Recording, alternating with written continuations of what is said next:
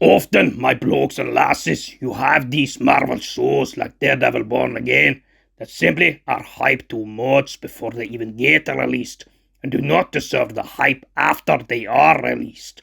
And the show I will be talking about today, called Spider Noir, also falls in that category because while it is a good show and clearly better than Daredevil Born Again, it is not a masterpiece, and we will analyze the good and the bad sides of the show and simply answer why it is not as good as you think.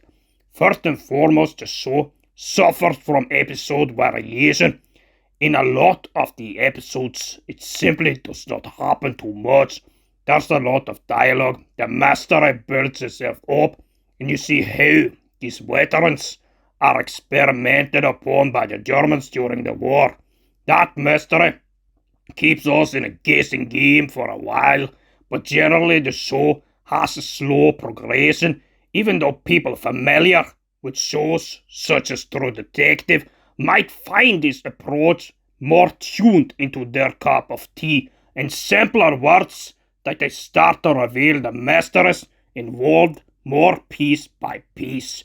If we talk about the characters here, the only really good ones are Ben Reilly and Silvermane, played respectively by Nicolas Cage and Brendan Gleeson. Nicolas Cage is probably the best actor on display here, but he probably also did an even better performance in the movie from 2022 called Unbearable Weight of Massive Talent. As what goes for the other characters, Flint, Layden, which is just very annoying with his constant cartoonish way to act. We got Cat Hardy, Robbie Robertson, the reporter, Janet, the secretary, and finally the doctor that stinks needles into Ben Reilly.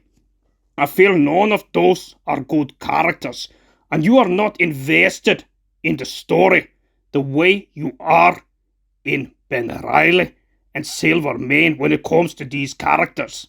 That's why you could have given more screen time to these two and less to Cat Hardy. That leads us to the next flaw with the show.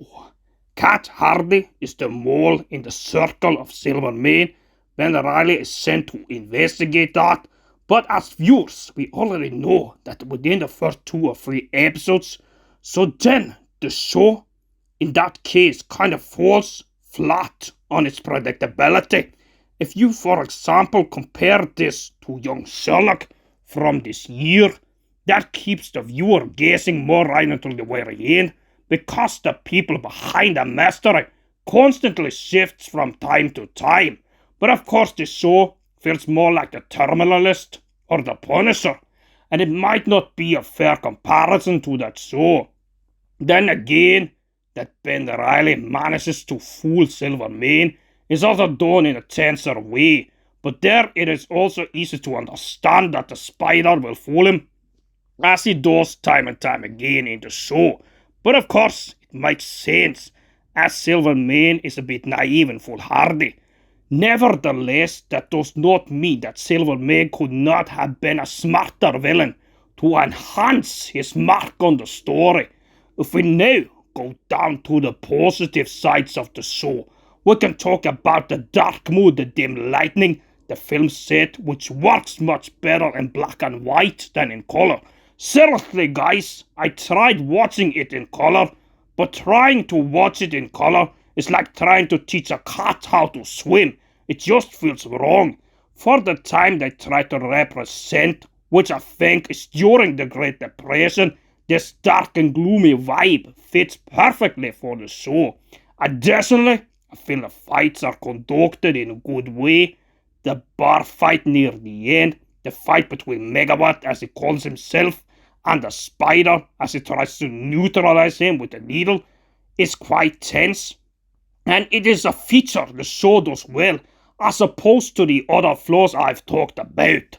A final comment I have to give before the end here is about the emotion of the Ben Reilly Spider character, because it is perfectly fine that the Spider has a couple of moments and a progression in the story where he doubts himself, where he is in a sentimental mood and is unsure whether he wants to be the hero of the city or not, just like you see in Daredevil or the Punisher, but I generally feel that they keep going back to the same flashback a little too much.